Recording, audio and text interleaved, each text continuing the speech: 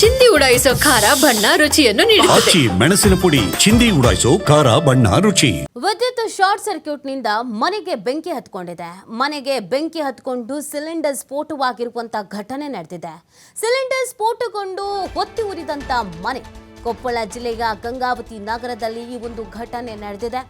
ರಾಯರ ಓಣಿಯ ತಿರುಪತಿ ಎಂಬುವರ ಮನೆಯಲ್ಲಿ ಈ ಒಂದು ಘಟನೆ ಸಂಭವಿಸಿದೆ. ಘಟನೆಯಲ್ಲಿ ಅಕ್ಕಪಕ್ಕದ 3 ಮನೆಗಳಿಗೆ ಹಾನಿಯಾಗಿದೆ. ಮೇಲ್ಚಾವಣಿ ಹಾರಿ ಪಕ್ಕದ ಮನೆಗಳಿಗೂ ಕೂಡ ಹಾನಿಯಾಗಿದೆ ಅನ್ನೋದ್ರ ಬಗ್ಗೆ ಮಾಹಿತಿ ಇದೆ.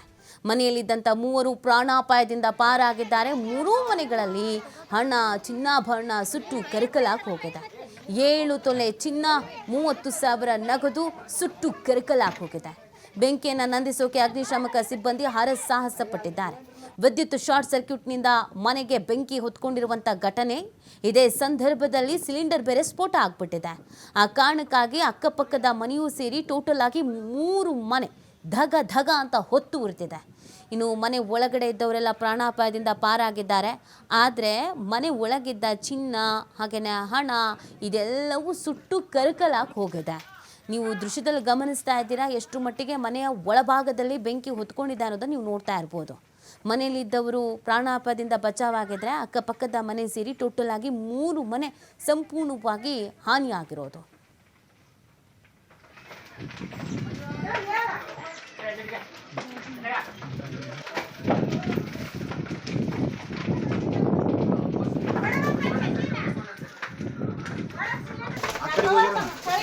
ನೀರು ಹಾಕಲ್ಲ ಏನು ನೀರು ಯಾರು ಗೋಲ್ಡ್ ಸಿಲ್ವರ್ ಎಲ್ಲ ಐತಿ.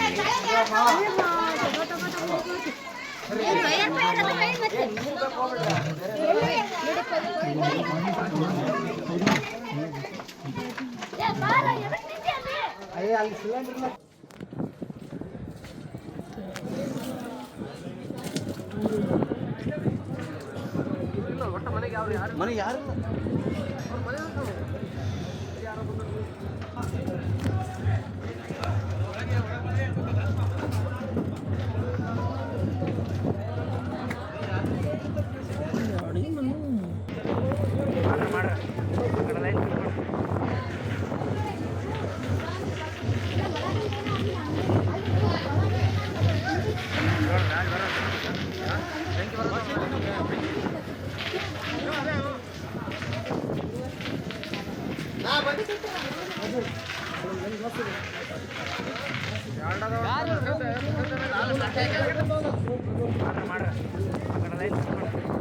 ಸ್ಟುಡಿಯೋಲಿ ನೀವು ದೃಶ್ಯದಲ್ಲಿ ಗಮನಿಸ್ತಾ ಇದ್ದೀರಾ. ಮನೆಯ ಒಳಗಡೆ ಇದ್ದಂಥ ಹಣ, ಚಿನ್ನಾಭರಣ ಎಲ್ಲ ಸುಟ್ಟು ಕರಕಲಾಗಿದೆ. ವಿಷಯ ಗೊತ್ತಾಗ್ತಾ ಇದ್ದಾಗೆ ಅಗ್ನಿಶಾಮಕ ದಳಕ್ಕೆ ಕರೆ ಮಾಡಲಾಗಿದೆ.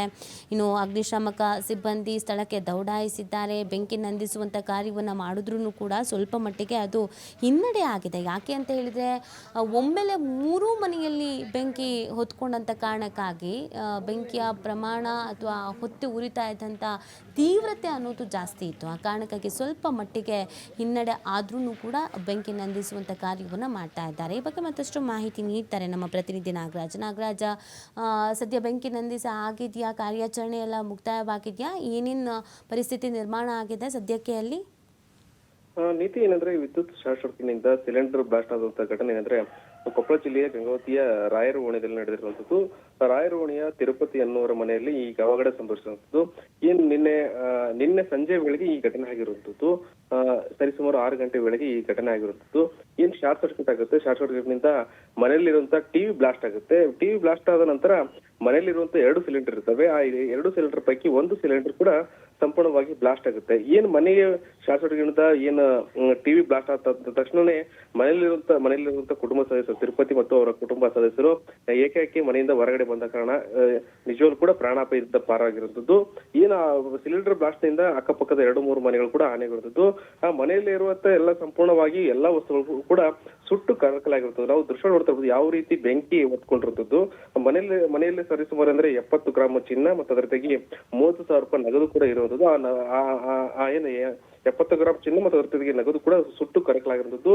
ಸಂಪೂರ್ಣವಾಗಿ ಮನೆಯಲ್ಲಿರುವಂತಹ ಎಲ್ಲಾ ವಸ್ತುಗಳು ಕೂಡ ಸುಟ್ಟು ಕರಕಲಾಗಿರುವಂತದ್ದು. ಈ ಕಾರಣಕ್ಕಾಗಿ ಸ್ವತಃ ಏನಂದ್ರೆ ಈ ಅವಘಡದಿಂದ ಈ ತಿರುಪತಿ ಮತ್ತು ಅವರ ಕುಟುಂಬ ಇದೀಗ ಬೀದಿ ಪಾಲಾಗಿದೆ ಅಂತ ಹೇಳ್ಬೋದು. ಒಟ್ಟಾರೆ ಅಂತಂದ್ರೆ ಏನು ಶಾರ್ಟ್ ಸರ್ಕ್ಯೂಟ್ ನಿಂದ ಈಗ ಅವಘಡ ಆಗಿರುವಂತದ್ದು. ಆದ್ರೆ ಯಾವುದೇ ರೀತಿಯಿಂದ ಪ್ರಾಣಾಪಾಯ ಆಗಿಲ್ಲ. ಆದ್ರೂ ಅದ್ರ ಜೊತೆಗೆ ಅಂತಂದ್ರೆ ಆಸ್ತಿ ಅಂದ್ರೆ ನಷ್ಟ ಆಗಿರುವಂತದ್ದು. ನೀತಿ. ಓಕೆ, ಥ್ಯಾಂಕ್ ಯು ನಾಗರಾಜ್ ತಮ್ಮ ಡೀಟೇಲ್ಸ್ಗಾಗಿ.